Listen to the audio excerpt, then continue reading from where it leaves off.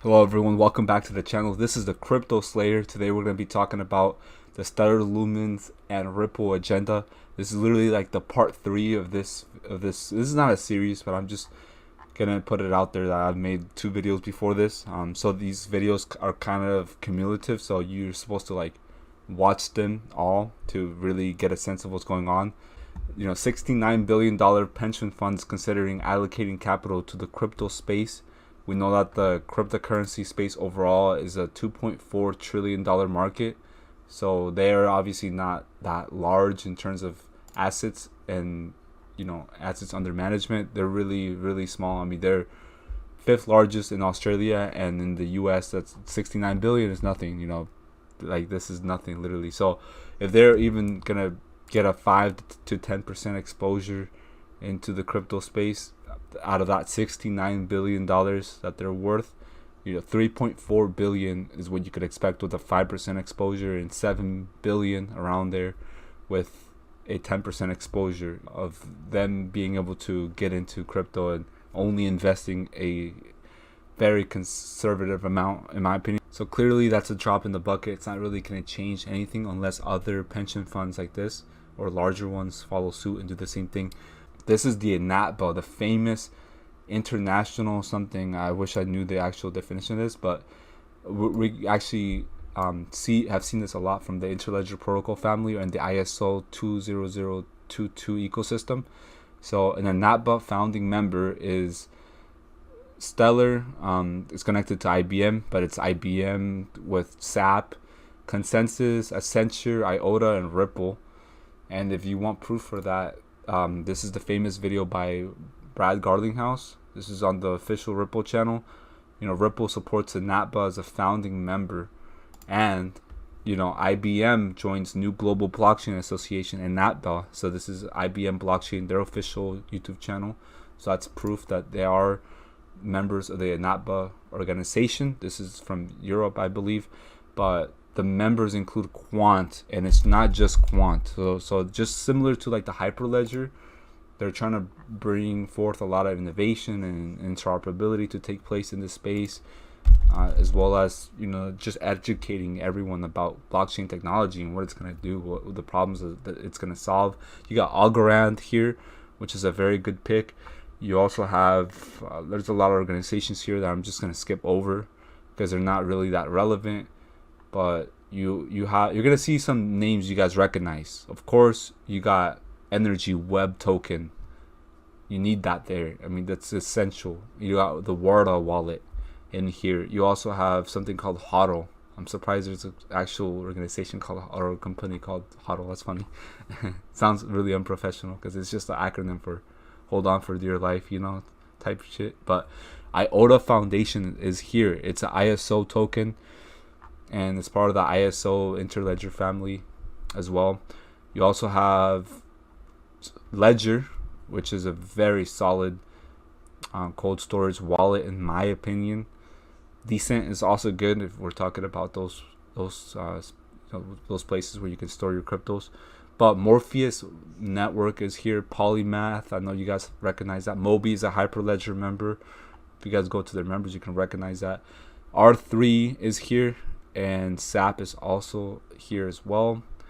You got a few others. Swift, so they're not leaving Swift. That's what I'm saying. Like, they're not replacing Swift. Swift is just adapting. They're just gonna be a part of the conversation still, like always, and they're just gonna adapt because they don't want to die. XYO, Unibright is in here, and I already mentioned Quant. There's obviously more than this. I think Cardano's in here. I just gotta, you got Aave, Accenture, Ambrosis. I think this is a digital asset network, and yeah, the Cardano Foundation is here. Of course, it has to be here. Yeah, that's about it. But this is the INATBA, and they're obvious. So this right here has obviously some credibility. This little web here that you guys can see, and Symfin is right below R3 because of the Corda cellular app. Corda, implements ISO 222 messaging standards, and they're behind a lot of CBDC research. R3 is also connected to SBI, And you guys already know that SBI has crypto as part of their investment strategy. They have XRP. They're invested in Ripple, the company, and they're just overall bullish on digital assets, changing the financial sector over there and trade markets, everything.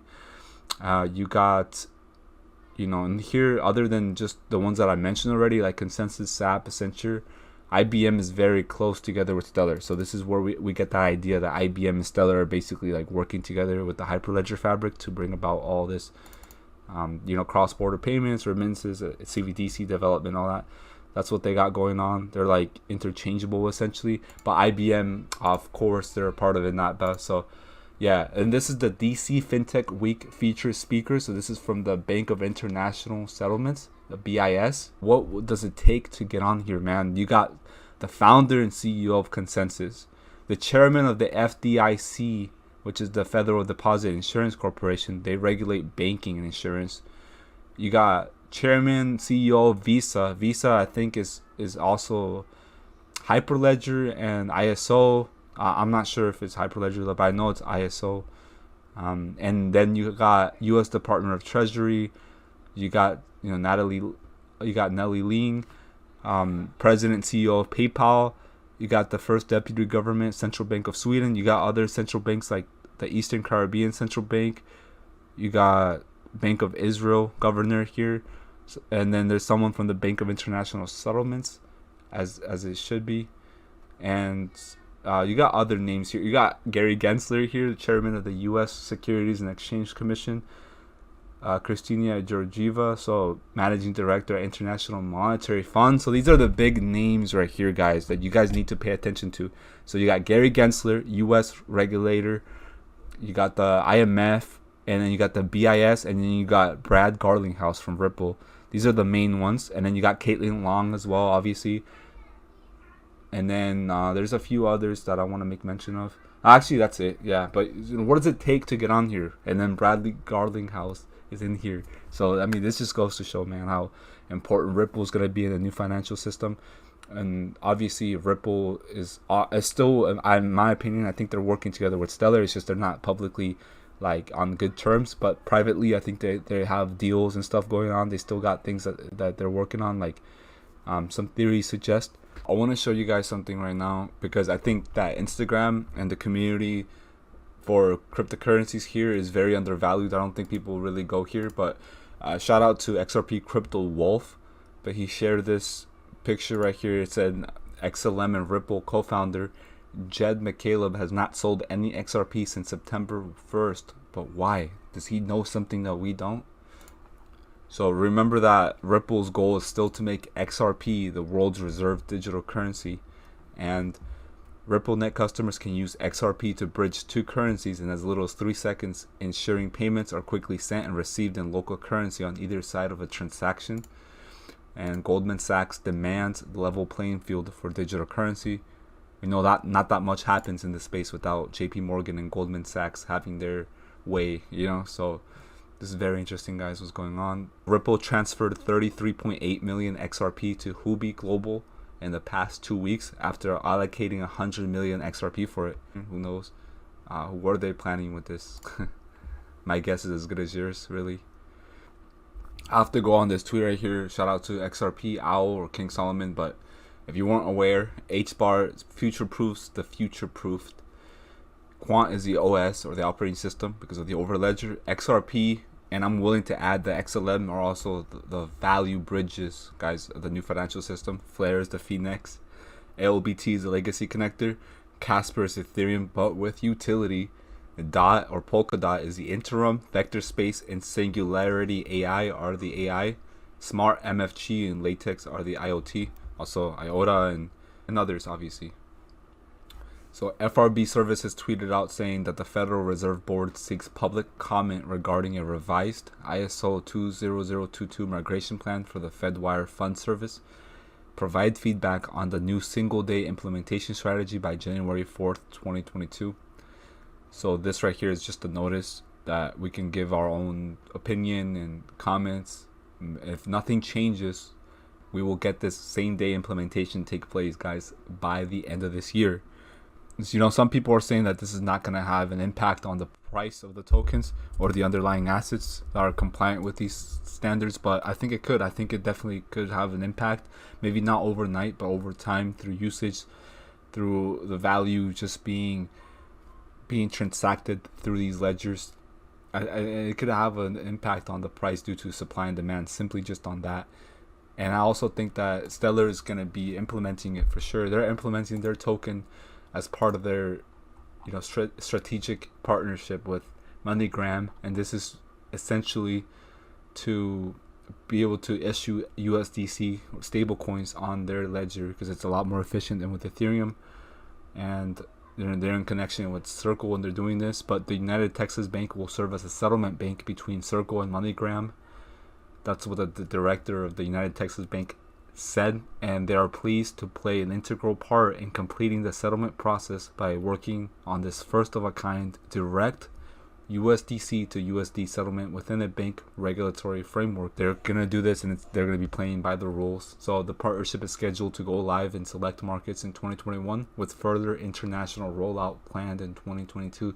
Guys, it's almost like everything is pointing towards 2022, to be honest. I mean, we know from this right here, this timeline for the migration of the Euro, US dollar, sterling regions to the ISO standard. You got SWIFT, Target Services, EBA clearing that deals with Europe. You got the UK Pay and FedWire, the clearinghouse in the United States. So a lot of this stuff was supposed to go live already in 2021, but it looks like it still could happen this year, because they have until 2022 at least for FedWire and the clearinghouse to implement this stuff. At least that's what we're seeing from the news that came out regarding the Federal Reserve Board. They're seeking that same day implementation, so it could just happen this year still. Maybe they're opting for it to happen by the end of 2022, for the other countries and the other regions, but still, this is gonna happen soon. The year, what is a year, bro? We're already in almost 2022. It's crazy, right? And I want to talk about these are common misconceptions with the XRP ledger. They're saying that it's centralized. It's actually decentralized, because the XRP ledger delivers powerful utility to developers on the public decentralized blockchain. The validation occurs via a consensus process, same thing with Stellar, where independent nodes are managed by a wide range of participants, not by a singular controlling entity. Amendments to the XRP ledger can be proposed by any participant and require 80% quorum approval for 2 consecutive weeks by the validator community. And once confirmed, transactions cannot be reversed or altered. And it just goes on to talk about there's no hidden fees, and that there will only be 100 billion total tokens. Back then, there used to be a 1% inflation distribution system that made Stellar inflationary, not as much as Dogecoin, but still inflationary, and that's not a good thing. So what they now have done is they've removed that, and they actually started burning the fees. So now it's deflationary, and there will only be 50 billion tokens out there that will ever exist. With XRP, there's 100 billion. But I like how transparent Stellar and the Stellar Development Foundation is. And they show you right here with this mandate and how they're utilizing their tokens, how they're being allocated. So ecosystem support, there's 2 billion XLM that are allocated just for that. Also, if you go down here, there's use case investment. So for new products, you got 2 billion, enterprise funds, 8 billion, and user acquisition, it tells you how they're managing 6 billion. That corresponds to this, and this is for in-app distribution, marketing support, and you can track their progress. So you can look at their escrow wallets and how much balance they have on there when they're supposed to release that or lock their tokens into that escrow. And they're committed to fulfilling their mandate, which is much transparency, clarity, and energy as they can. And anyone who wants a complete accounting for all lumens in existence should visit our lumen supply metrics. So you can go here. It tells you what is being done with every token. So yeah, I like that they're very transparent. Danielle Dixon actually shared a video by the World Economic Forum where it's featuring Brad Garlinghouse on the thumbnail. So it's not like these guys are actually competing with each other. They're not hating on one another. I mean, she was even mentioned here as well. You got someone from Deutsche Bank and Abu Dhabi Global Market. They're planning on their CBDC rollout. I think it's Project Aver, if I'm correct. And you know, you got other names here, but these guys are not competing with each other. I don't know why people think that XLM and Ripple hate each other, like they want to eliminate each other from the space, when in reality they probably got secret deals, and they probably got, you know, things in the works for this new financial system that we don't know of. And just publicly it looks like they're against each other, like they don't like each other, like they're on bad terms, but really they're not. I mean, Danielle Dixon, she is a lawyer. She actually graduated from the University of California with a doctorate at law, and also she is the CEO of Mozilla, was a senior legal director for Yahoo, so she has a lot of experience. She's very, very well educated on this stuff. So I can see a lot of innovation happen from the just looking at the Stellar Development Foundation, their team, and it's the same thing with Jed McCaleb. So now let's talk about Jed McCaleb, who is the co-founder of Stellar, and he's also a founder of Ripple. But he's right now, you know, behind the Astera Institute. He's an advisor at Machine Intelligence Research Institute as well. He's been doing that for a couple years now. And he was the founder of Code Collective, which programmed and designed the game called The Far Wilds, which IGN said it was unique, interesting, and addictive gameplay, according to them. And he was a founder and CTO of MetaMachine. So he does have a lot of experience, guys, with coding and programming, because he has, obviously, as part of his interest is the C++ developers group, and you know, he was in that same league with David Schwartz. I mean, he was a part of that development and designing, architecting the XRP ledger. So that in itself is really good to have on your resume, in my opinion.